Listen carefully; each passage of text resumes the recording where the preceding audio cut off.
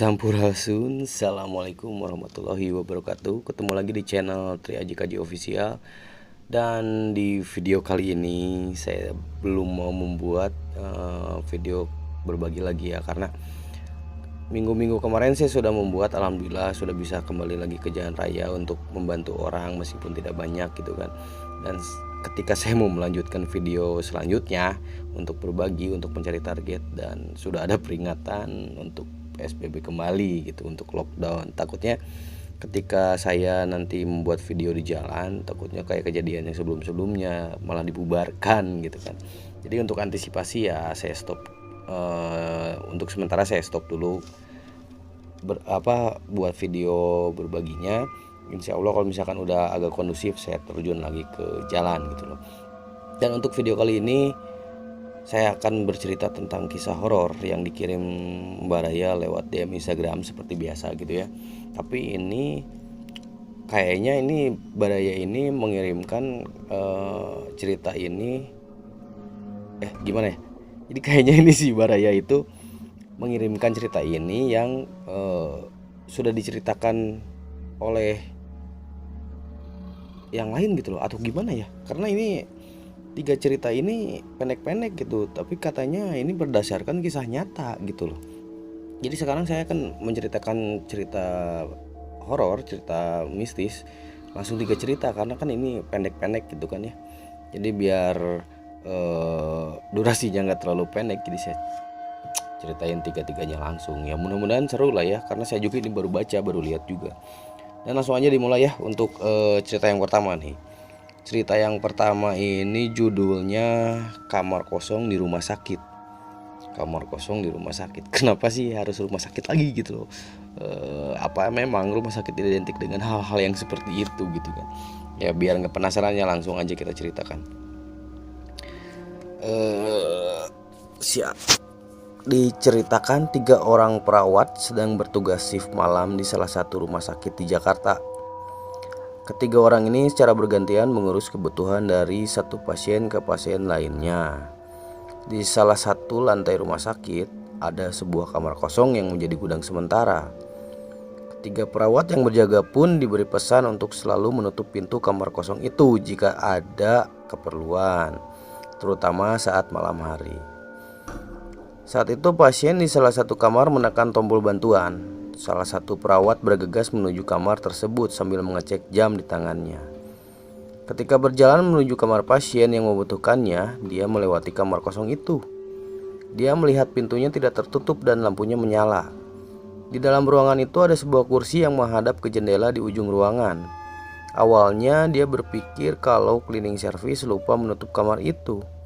Dia pun menuju kamar pasien dan ternyata infus pasien sudah habis.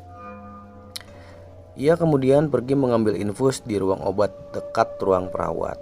Otomatis dia harus melewati kamar kosong itu. Namun anehnya, posisi kursi yang semula ia lihat tadi sudah berubah. Posisinya kini menghadap ke celah pintu. Dia pun hanya lewat saja dan mengambil infus di ruangan obat. Setelah itu bergegas kembali ke ruangan pasien dan melewati kamar kosong itu. Namun posisi kursi saat itu sudah di tengah ruangan. Tapi perawat itu tidak menghiraukannya. Setelah memasang infus baru si pasien, perawat tersebut pun melewati kamar kosong itu lagi. Sontak dia langsung kaget, lemas dan menangis. Posisi kursi itu sudah berada di depan celah pintu dan dia melihat ada sosok makhluk duduk di situ. Katanya seperti itu. Apa ya? Jadi ada suster gitu, ada 3 suster yang tugas malam, kayaknya jaga malam. Nah, di ruang pasien sebelahnya itu ada kamar yang dibuat untuk gudang sementara, dan si perawat itu melihat sosok makhluk yang duduk di kursi di ruangan yang di ruangan yang sementara dijadikan gudang itu loh gitu. Jadi gimana ya, untuk kalau di rumah sakit kayaknya hal yang lumrah gitu ya, karena nggak aneh.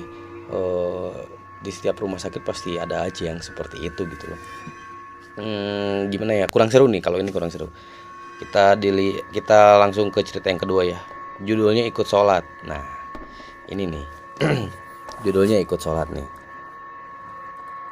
Waktu menunjukkan pukul 23.00 WIB. Gadis itu pun terbangun setelah sempat tertidur sejak pulang sore tadi dari kampus. Ia terbangun karena ingat kalau dia belum sholat isya. Bahkan tak sengaja melewatkan salat maghrib. Dengan memaksakan diri, dia pun menuju kamar mandi untuk mengambil air wudhu. Letak kamar mandi berada di ujung lorong asrama mahasiswa yang ia tempati. Setelah berwudu, dia pun mengenakan mukena dan menggelar sajadahnya di kamarnya. Dia kemudian mengambil posisi berdiri, mengucapkan takbir dan memulai sholat. Awalnya tidak ada hal aneh saat sholat, namun ketika duduk di antara dua sujud, di rokaat ketiga, dia mendengar suara doa dalam sholat. Suara itu terdengar berasal dari belakangnya, seperti makmum. Sempat terpikir mungkin saja itu adalah suara Ila, penghuni kamar depan kamarnya yang sering masuk tiba-tiba. Untuk memastikan perasaannya itu, dia mengintip makmum itu saat sujud. Dilihatnya ada kain putih seperti ada seseorang yang sujud juga di belakangnya. Saat salam, dia terkejut karena tidak ada siapa-siapa di belakangnya. Merasa ada yang tak beres, dia keluar dan mengetuk kamar Ila, namun tidak ada jawaban dari kamar. Dia pun baru teringat kalau Ila baru saja pulang kampung hari ini. Dia kemudian menghubungi Tamara, tetangga kamar sebelahnya. Nyatanya Tamara sudah balik ke Pontianak sore itu. Usai menelepon Tamara, gadis itu merasa ada seseorang yang duduk di belakangnya. Perasaannya semakin tak karuan, merinding, namun dia hanya bisa membaca kalimat doa sambil memejamkan mata. Oh, jadi ada makhluk yang ikut sholat gitu. Kalau makhluk yang ikut sholat itu kayaknya hal yang biasa juga ya, karena saya pun pernah mengalami gitu ketika saya sholat dan bacaannya agak dikeraskan sedikit gitu ya. Dan ketika Al-Fatihah terakhir, membacakan surat Al-Fatihah terakhir, jadi walabdolin. Nah, ketika walabdolin itu ada yang mengatakan amin juga, ada yang mengucapkan amin juga. Jadi karena kan jin itu juga ada jin Islam juga kan. Jadi mungkin ya positif saja dia ikut juga menunaikan sholat gitu loh. Jadi dia jadi makmumnya. Jadi kalau ketika ada yang seperti itu, ketika kita lagi sholat terus ada makhluk yang seperti itu, diusahakan kita jangan panik gitu loh. Kalau takut itu pasti manusiawi, karena kaget pun pasti gitu kan, karena tiba-tiba ada yang ikut sholat gitu di belakang. Cuman jangan sampai kita membatalkan sholatnya, jangan sampai kita lari. Sholatnya terus aja nggak apa-apa. Kaget seketika tapi sholatnya dilanjutkan, jangan sampai dibatalkan. Nanti kalau dibatalkan malah jadi dosa gitu loh, seperti itu. Jadi kalau jadi dari cerita yang kedua ini, ada yang ikut sholat itu hal yang biasa juga gitu ya. Jadi untuk badai-badai yang pernah mengalami seperti itu, mungkin ingin menceritakan kisahnya, nanti boleh di komen atau di DM di Instagram gitu. Untuk cerita yang ketiga nih, judulnya sopan. Apa nih sopan? Oke, langsung aja ya, langsung ke cerita yang ketiga nih. Cerita ini berangkat dari pengalaman seorang remaja yang berasal dari keluarga penganut paham kejawen. Paham kejawen kalau nggak salah dari Jawa, kejawen tuh ya. Ya jadi ya gitulah, dari Jawa. Terus kita terusin ya. Sejak kecil dia sudah terbiasa melihat hal-hal yang goib di sekitarnya. Mawar dan Dewi adalah dua sahabatnya sedari SMA. Suatu sore menjelang maghrib, mereka bertiga hendak pulang usai mengikuti kegiatan tambahan. Mereka pun melewati dua jalur sebelum tiba di gerbang depan. Jalur singkat yang memotong itu harus melewati gang sempit atau jalur panjang yang mengitari lapangan sepak bola sekolah mereka. Remaja itu pun sering melihat ada sosok makhluk di gang sempit itu. Dia pun memperingatkan kedua temannya untuk tidak lewat jalur itu supaya tidak mengganggu. Dewi langsung paham, namun Mawar tetap kekeh lewat jalan itu, bahkan sambil bernyanyi. Mereka pun akhirnya bertemu di gerbang sekolah. Mawar sengaja melakukan itu hanya untuk membuktikan bahwa apa yang dikatakan dua temannya itu tidak benar. Tapi keesokan hari, Keesokan paginya, Mawar tiba-tiba muncul di depan rumah gadis remaja itu sambil menangis terisak-isak. Rupanya Mawar diikuti oleh seorang wanita, pria, anak kecil, dan nenek-nenek. Mereka semua adalah makhluk goib yang selepas pulang sekolah kemarin mengikuti Mawar. Gadis itu pun membawa Mawar kepada pamannya yang seorang paranormal untuk ditolong. Setelah dilihat, paranormal itu mengatakan bahwa makhluk-makhluk yang mengikuti Mawar tidak berniat jahat. Justru mereka ingin mengajarinya supaya lebih sopan. Oh, ya. Jadi kalau dalam apa ya? Kalau dalam bahasa Sunda itu biasanya disebutnya sompral gitu loh. Jadi ya kita harus tetap beretika gitu ya, dimanapun dan kapanpun, terus di rumah siapapun atau di daerah manapun kita harus tetap beretika gitu. Karena apa ya, jadi kita kan hidup tuh di dua alam, di antara dua alam gitu loh, alam goib dan alam manusia gitu kan. Alam goib, kalau kita tidak mempunyai kelebihan, kita tidak akan bisa melihat hal seperti itu ya, jin yang seperti itu gitu loh. Nah, jika kita tidak bisa melihat, ya etika kita harus dipakai gitu. Etika kita harus dipakai, ya permisi lah. Ya karena dia tidak terlihat kan kita tidak tahu mereka ada di mana gitu ya. Tapi tetap etika kita harus dipakai gitu loh. Kita harus beretika. Jadi kalau kita beretika, kalau kita sopan, kalau kita permisi gitu, insya Allah yang jin-jin yang seperti itu pun tidak akan mengganggu. Jadi buktinya kan katanya di sini makhluk yang mengikuti mawar itu tidak berniat jahat gitu kan. Justru mereka ingin mengajari supaya lebih sopan. Nah, maksudnya itu.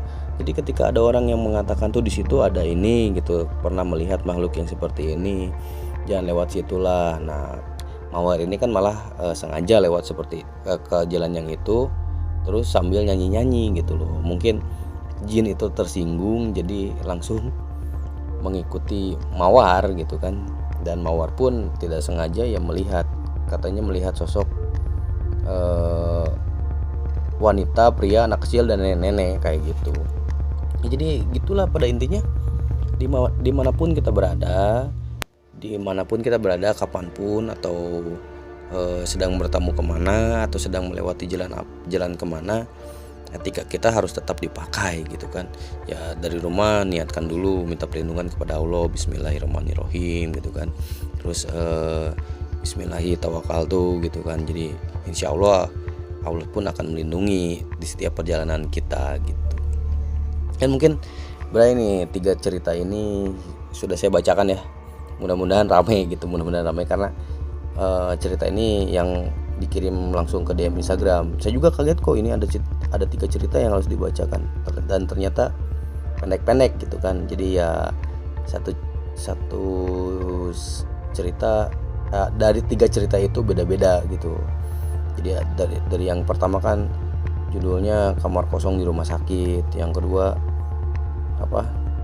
ikut sholat gitu, dan yang ketiga sopan judulnya. Jadi 3 cerita ini katanya diangkat dari kisah nyata, bukan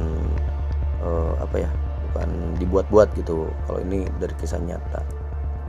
Dan terima kasih Kang yang sudah mengirim cerita ini ke DM Instagram ya, dan sudah saya bacakan, dan mudah-mudahan penyampaian dan ceritanya seru gitu kan, bisa didengar oleh baraya-baraya di sana gitu. Ya mungkin untuk video cerita mistis, cerita horor kali ini sampai sini dulu aja ya, karena di next saya akan membacakan lagi requestan baraya yang masuk gitu, karena ini masih banyak sih sebenarnya. Jadi kalau nggak dibacakan ya saya nggak enak juga gitu loh. Ya mungkin sampai sini dulu lah ya, biar next bisa membacakan cerita yang lain juga gitu kan, bisa membacakan cerita baraya yang masuk ke DM Instagram yang belum saya bacakan juga seperti itu. Dan ya apalagi ya, oh ya jangan lupa di subscribe, comment, and share, oke? Karena kalau di subscribe, comment, and share berarti baraya mendukung konten dan channel saya seperti itu. Dan sampai sini dulu. Assalamualaikum warahmatullahi wabarakatuh.